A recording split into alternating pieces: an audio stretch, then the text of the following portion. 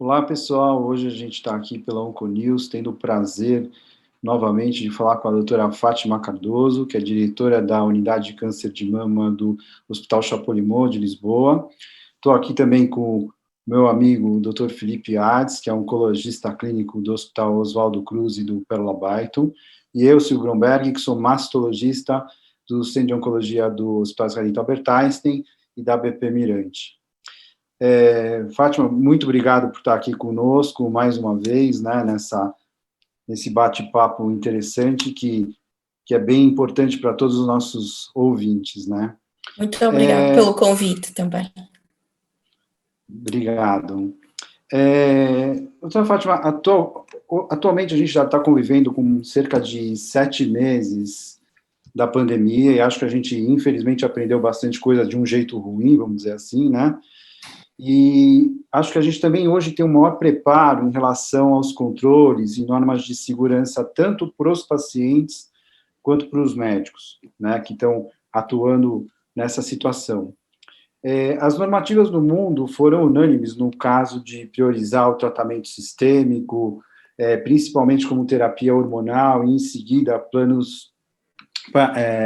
em segundo plano, o tratamento cirúrgico. Porém, hoje, a gente tem algumas publicações que ficam mais claras, por exemplo, que o atraso no tratamento teve um comprometimento na mortalidade. A gente tem uma meta-análise anglo-canadense publicada na BMJ, que mostrou que esse atraso no tratamento, né, eles sistematizaram por períodos de 4 semanas, e tanto o tratamento local como o sistêmico do câncer em geral, né, e em relação ao câncer de mama, eles deram que piorava em cerca de 8%, aumentava a chance de morte por câncer de mama a cada 4 semanas de atraso ao tratamento, né? Então, com esses dados, eu gostaria que a senhora falasse um pouco de como está a atuação de vocês frente a essa segunda onda que vocês estão vivendo em Portugal, como vocês sentiram em termos oncológicos, e especificamente para o câncer de mama, que é o nosso dia a dia, as consequências dessa pandemia. Como vocês estão lidando com isso? Eu acho que nós aprendemos algumas lições na primeira vaga, mas outras, infelizmente, penso que não se aprenderam, tanto por quem decide, como também às vezes por quem está na prática clínica. O que é que eu quero dizer com isso? Esta segunda vaga está a ser mais difícil, não só porque aqui em Portugal os números estão muito piores do que alguma vez foram durante a primeira vaga, tanto em número de casos como em taxa de mortalidade, mas também porque o tempo que nós já estamos a viver, a duração desta pandemia, não nos permite ter as mesmas atitudes que eventualmente podíamos ter no início da pandemia. O que eu quero dizer com isto? No início da pandemia, sem saber quanto tempo iríamos estar naquela situação, poder-se-ia pensar em adiar algumas coisas, mas hoje, já passando quase 9 meses de estarmos a viver a pandemia, não é correto, nem se pode fazer, nem eticamente, nem cientificamente, se pode continuar a adiar o tratamento, seja ele qual for, dos doentes oncológicos. Aquilo que eu acho que é a principal mensagem que nós quisemos passar quando começámos a falar sobre isto na primeira vaga, é ainda mais premente agora para esta segunda vaga, que é a taxa de mortalidade do cancro, nomeadamente o cancro da mama, é muito mais alta que a taxa de mortalidade da Covid-19. Então, apesar de todos nós estarmos apreensivos e temos receio desta infecção pelo SARS-CoV-2, não podemos esquecer que deixar por diagnosticar ou deixar por tratar corretamente um cancro da mama, a taxa de mortalidade é muitíssimo mais elevada. Aquilo que nós estamos a ver agora, aumento da percentagem de casos muito mais avançados ao diagnóstico do que, por exemplo, o ano passado.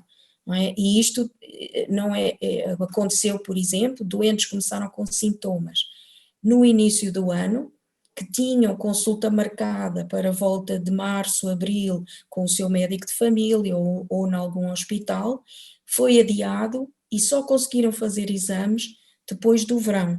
O que quer dizer que agora temos muito mais T3, muito mais N1 e N2, e claro está, isso está associado e vai-se refletir na mortalidade nos próximos anos que vêm.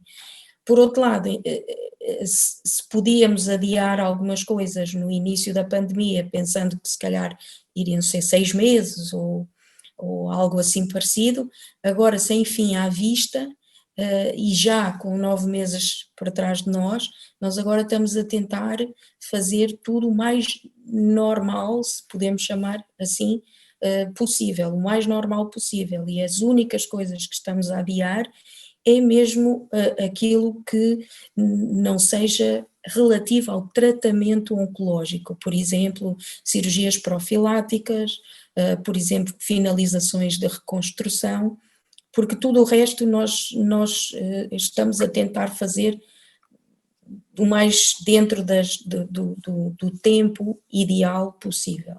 Podemos depois ir ao pormenor disto. Felipe, você quer falar uma coisa ou posso perguntar? Sim, eu queria também colocar alguma questão a respeito disso. Acho que foi bem colocado essa questão de o aumento da mortalidade por câncer, que se acompanha pelo aumento da mortalidade também pelo Covid, que é o conceito da sindemia, né? Um vírus que causa uma morte, um número grande de pessoas por conta da infecção, obviamente, mas também por saturar o sistema de saúde e aí você não conseguir trabalhar adequadamente os outros pacientes. Aqui no começo a gente teve basicamente o mesmo, a gente foi mimetizando, né, copiando o que foi feito na Europa de maneiras melhores ou piores, mas tentando evitar os tratamentos no momento inicial, tirar os pacientes do hospital. E agora a gente também viu uma grande redução no número de mamografias no Brasil, que é uma coisa que a gente vai, obviamente, se refletir maior em aumento de mortalidade por câncer de mama. Agora, uma coisa que foi feita aqui, e eu queria saber a sua opinião a respeito disso, é que a gente mudou um pouco as estratégias das pacientes que já eram tratadas. Por exemplo, as pacientes com câncer luminal. Muitas das vezes a gente optaria, num primeiro momento, por fazer uma cirurgia, quando a gente achasse que esse câncer era uma doença mais indolente, e fez muito neoadjuvância com hormonoterapia. Algumas vezes de maneira acertada e outras de maneira não tão acertada. Quando a gente operava, via que era um tumor um pouco maior, tinha que ser comprometida. Como que foi feito essa abordagem especificamente para essas pacientes com doença indolente em Portugal? Vocês também tentaram fazer um pouco de neoadjuvância com hormônio? Isso não é uma coisa muito corriqueira na nossa prática aqui no Brasil. Nós aqui na nossa unidade já usamos muito a hormonoterapia neoadjuvante, então não mudou assim substancialmente porque já era a nossa prática clínica para, por exemplo, tumores lobulares ou tumores luminal A-like, que tivessem um tamanho ou uma localização que dificultasse um pouco a cirurgia. Nós já fazemos muito correntemente hormonoterapia neoadjuvante para facilitar a cirurgia. Agora, especificamente para adiar algumas cirurgias devido à Covid, fizemos no início para podermos ter menor número de casos operados por semana.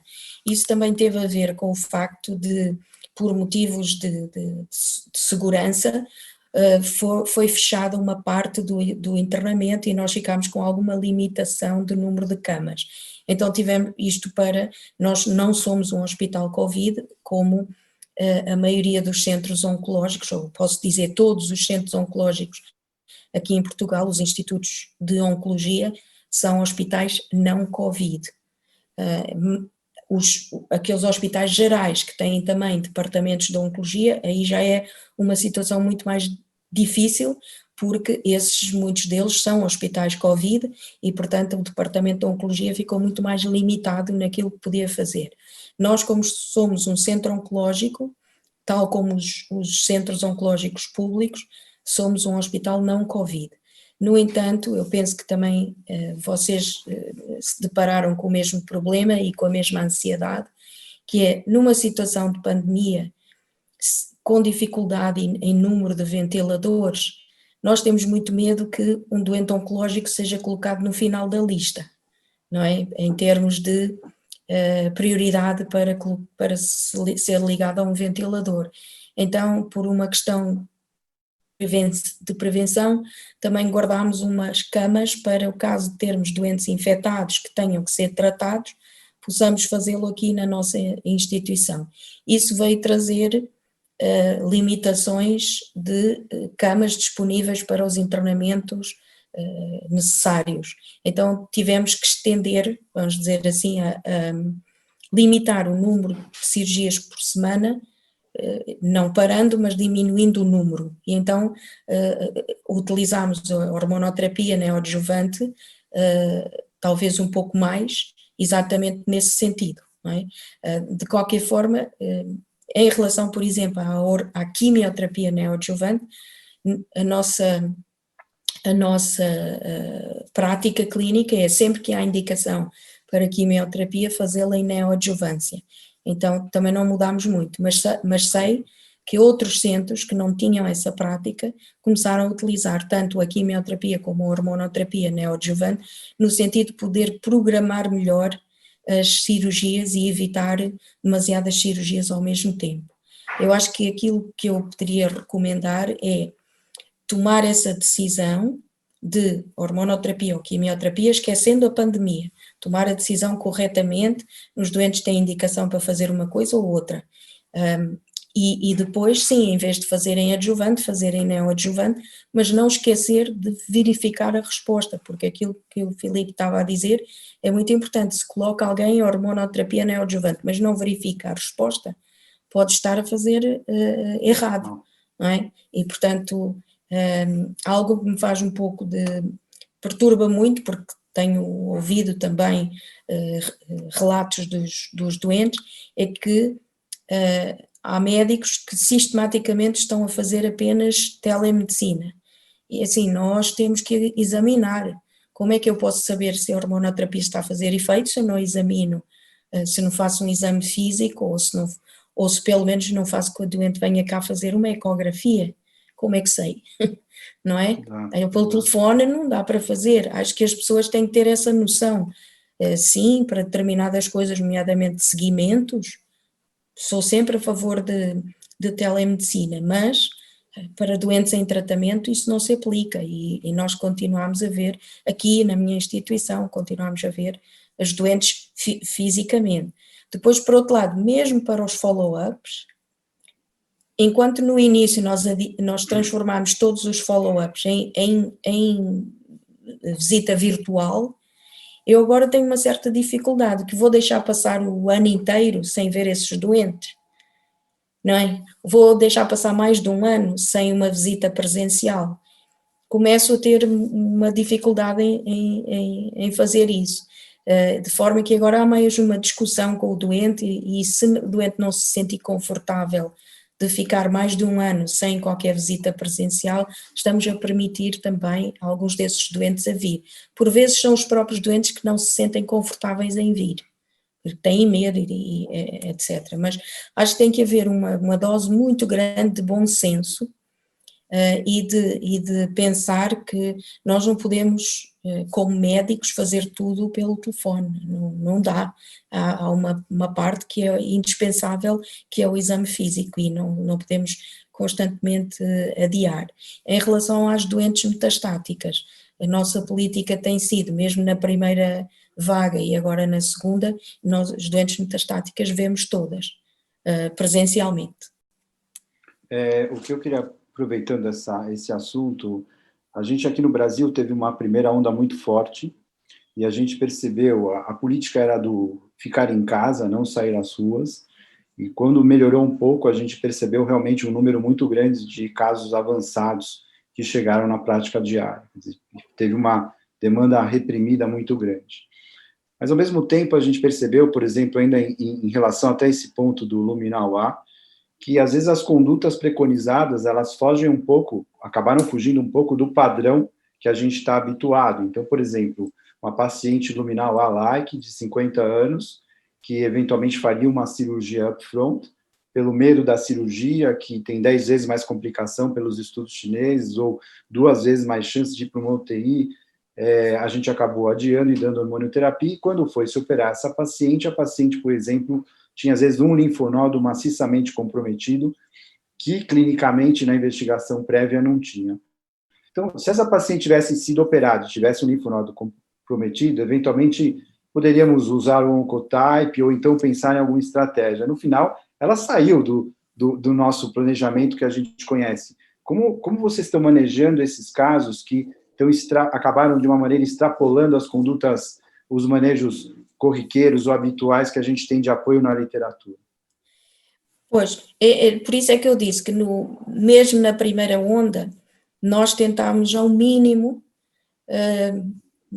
não nos desviarmos daquilo que é correto do ponto de vista científico, ou seja, fazer uma boa avaliação por imagem, para ter a certeza que não nos escapa, aliás fazemos sempre isso, mas pronto, ter a certeza que não escapa o correto estadiamento da doença, não é?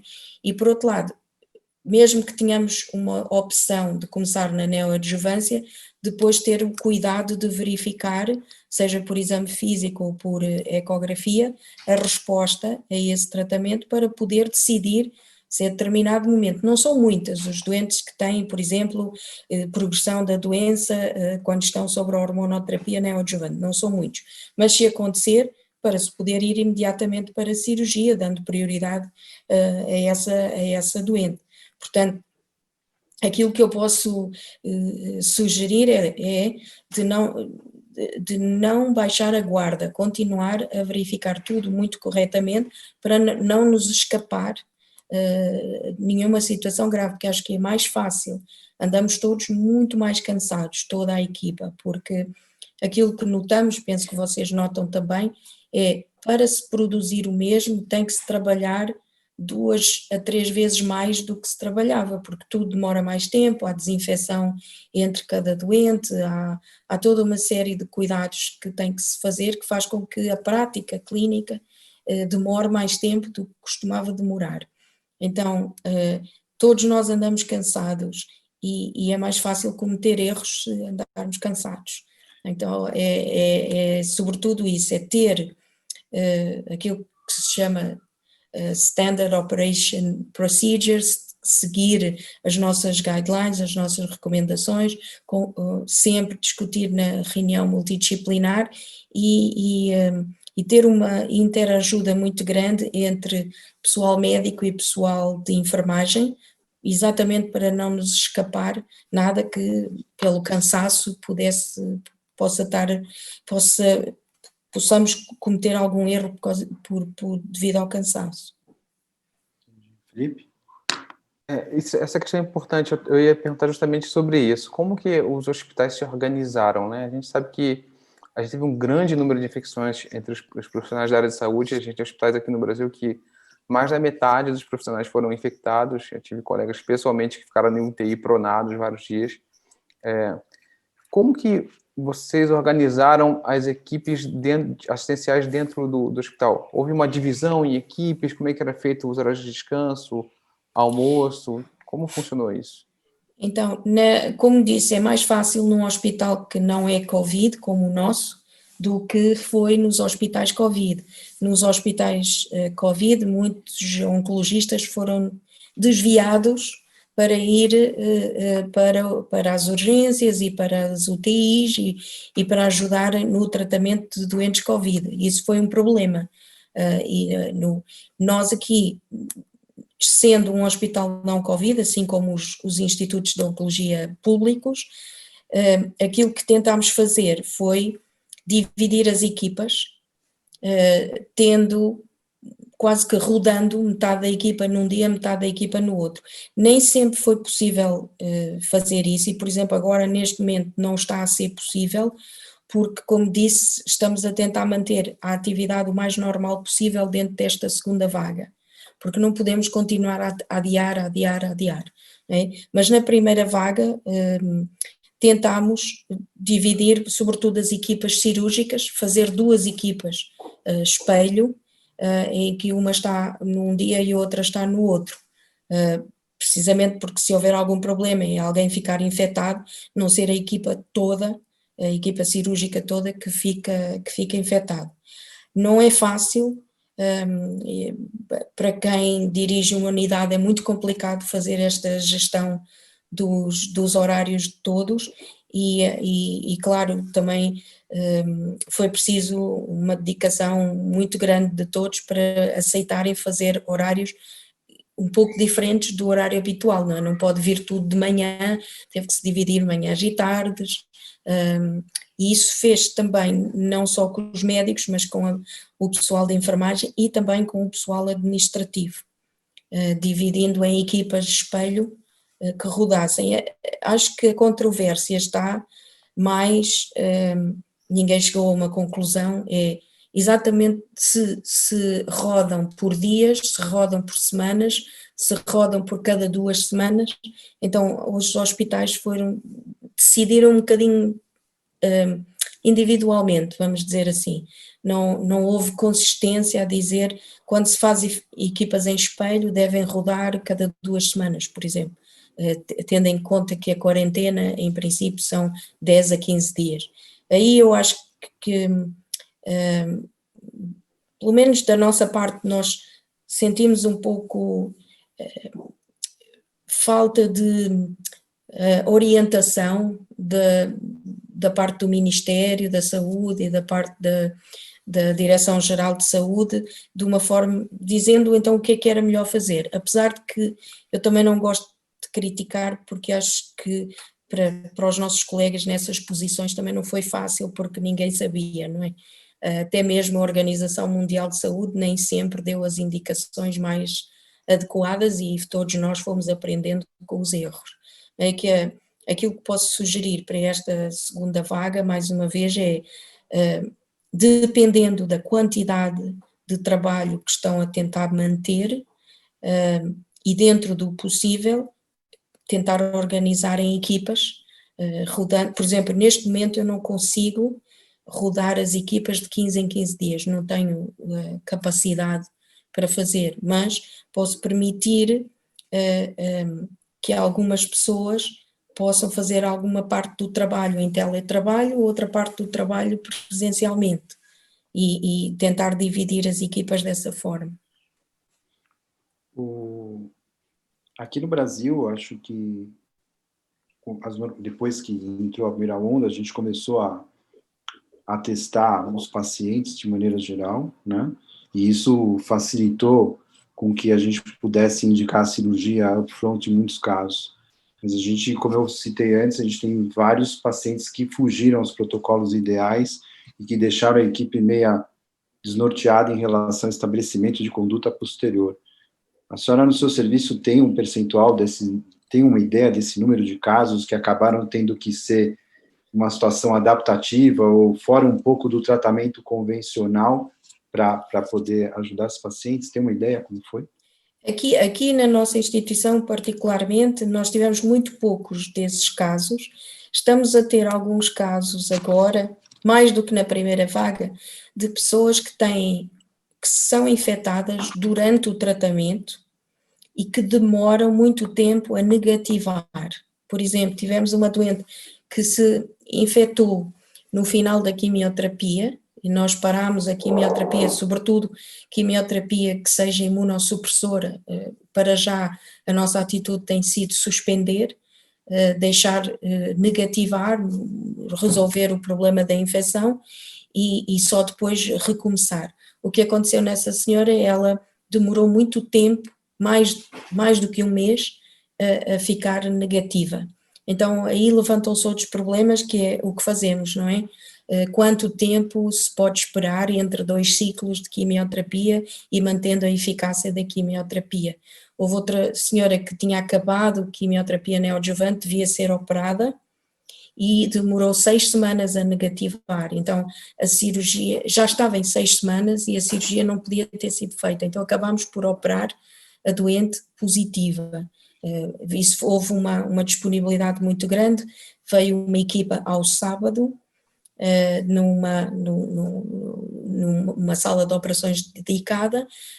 Felizmente a senhora correu tudo bem, sem intercorrências, não houve qualquer problema e depois desinfetou-se a sala e a equipa, mas são situações que agora se tornam mais frequentes porque há um maior número de doentes infectadas, doentes e doentes, homens e mulheres, mas agora neste caso do cancro da mama, e decidir o que fazer para cada doente individualmente, parar ou não parar. Tivemos outro caso também muito difícil de decidir, uma metástase vertebral que precisava de fazer radioterapia pelo risco de paraplegia, mas estava infectada e não negativou em 2 semanas. Portanto, como também decidir isso, não é? Porque aí é uma situação que decidimos avançar com a radioterapia, organizando esse tratamento no final de cada dia. É claro que implica toda uma logística complexa, mas esses são os casos que temos tido agora mais, doentes positivas, mas que necessitam de ser tratadas. Vocês têm testado durante o tratamento sistêmico com que periodicidade os pacientes? A recomendação da nossa Direção-Geral de Saúde foi para testar antes de cada ciclo e nos ciclos de tratamento que são semanais é para testar cada 2 em 2 semanas, portanto nunca um período superior a 2 semanas, então os ciclos de 3 em 3 semanas é antes de cada ciclo 2 em 2 semanas antes de cada ciclo e nas administrações semanais de 2 em 2 semanas na mesma. E a testagem é o RT-PCR? Sim, é RT-PCR. Também testar antes da radioterapia e quem está sob radioterapia testar semanalmente. Todos os doentes têm que ser testados antes da cirurgia, não podendo ser operados só em casos excepcionais, como este caso que falei. E nós, profissionais de saúde, estivemos até há pouco tempo a ser testados de 15 em 15 dias. Recentemente, e com esta explosão de casos, passaram a testar-nos semanalmente. Entendi. Felizmente não temos tido ainda muitos casos de pessoal infectado, mas temos tido mais casos, por exemplo, de pessoal administrativo infectado, outros em quarentena. Isto aconteceu sobretudo mais quando as escolas abriram.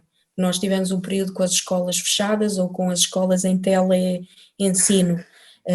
Agora voltaram as escolas, agora em setembro voltaram as escolas presenciais e aumentou logo o número de casos de pessoas que têm que ficar em casa ou porque os filhos estão positivos ou porque tiveram contactos, etc. Então torna-se mais difícil ainda de gerir os recursos humanos. Mas acho que a mensagem que nós podemos passar, sobretudo, tendo em conta todas as limitações que já conversámos, mas lembrar sempre que a taxa de mortalidade do cancro da mama é muito superior à taxa de mortalidade da Covid-19. Então, dentro das possibilidades é manter o tratamento e o mais normal possível, sobretudo em doentes com cancro precoce que são potencialmente curáveis, não é? Não mudar. Para os doentes com cancro avançado, isso é algo que nós também já conversamos muitas vezes, aquilo que nós pedimos que façam sempre ainda tem mais senso de se fazer durante a pandemia, ou seja, utilizar hormonoterapia sempre que adequado, utilizar quimioterapia oral sempre que apropriado e houver essa disponibilidade, evitar agentes demasiado imunossupressores. Por exemplo, o que fazer durante os inibidores das ciclinas ninguém sabe, mas como são medicamentos que aumentam a sobrevida de uma forma importante, nós temos mantido a administração dos inibidores das ciclinas, mas olhar para as opções que temos e tentar utilizar aquelas que obrigam a menos visitas ao hospital. Não é? Entendi. Quer dizer, propaganda para os pacientes de vocês, dizendo para irem procurar os médicos, vocês estão fazendo, insistindo com isso? Sim, mesmo utilizando os mídia, avisando a população em geral que se tiver sintomas é para ir procurar ajuda, não é para ficar em casa à espera que a pandemia passe. Mas, não sei se vocês têm esse problema, nós temos tido o problema que os doentes não têm conseguido aceder aos seus médicos de família, os médicos de clínica geral, porque esses médicos ou deixaram só estão a fazer teletrabalho ou foram desviados para o controle da pandemia. Então, muitos doentes queixam-se que não sabem onde ir com as suas queixas, não é? Isso tem sido uma situação muito difícil de gerir no país. Sim. Uma questão final sobre a organização.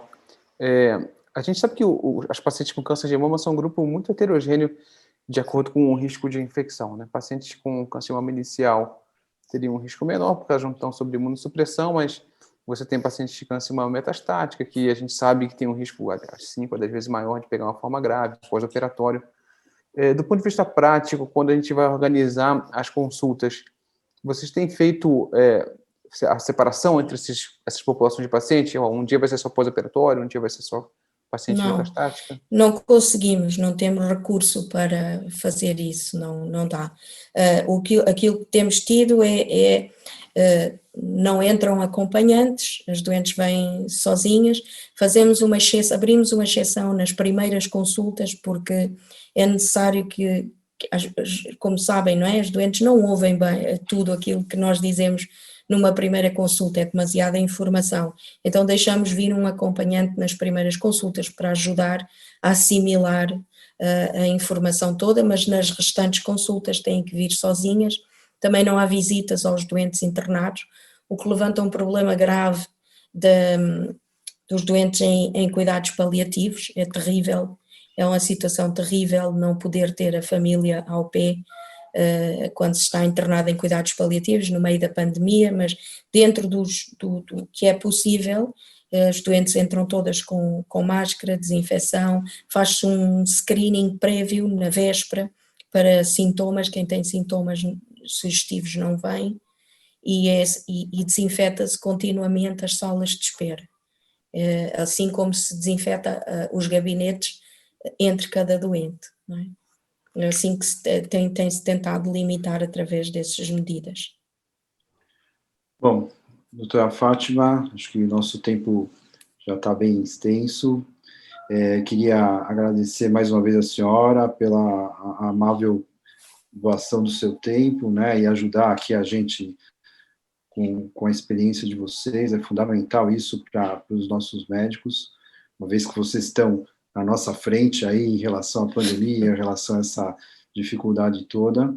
Agradeço muito sua presença, sua contribuição, muito obrigado, espero vê-la novamente, se precisarmos. E, Felipe, obrigado também, se quiser falar alguma coisa. Felipe? Eu só agradeço a oportunidade, acho que a gente já aprendeu muito, e é através dessa troca de informações que a gente avança e possivelmente mitiga os efeitos da pandemia, né? Aprendendo com quem está vivendo a pandemia alguns meses na nossa frente, a gente, se for ágil o suficiente, a gente pode se organizar e reduzir os efeitos desse problema aqui. Então, muito obrigado aí novamente por toda essa informação que você conseguiu passar para a gente nesses 30 minutos.